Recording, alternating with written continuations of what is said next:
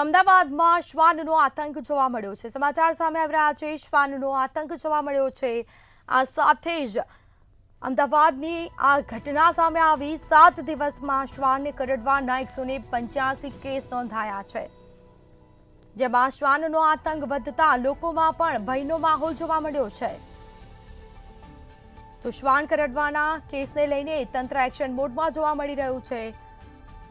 આ સાથે 7 દિવસમાં શ્વાન કરડવાના 185 કેસ નોંધાયા છે। તો અમદાવાદમાં શ્વાનનો આતંક વધ્યો છે। શ્વાન કરડવાના કિસ્સામાં વધારો જોવા મળી રહ્યો છે। 7 દિવસમાં 185 કેસ નોંધાયા છે।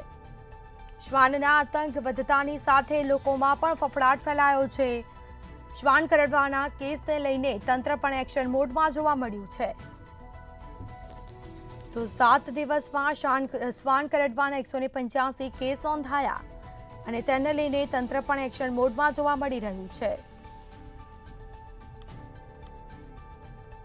તો અમદાવાદમાં શ્વાન કરડવાના કિસ્સામાં સતત વધારો જોવા મળી રહ્યો છે। શ્વાનનો આતંક જોવા મળી રહ્યો છે।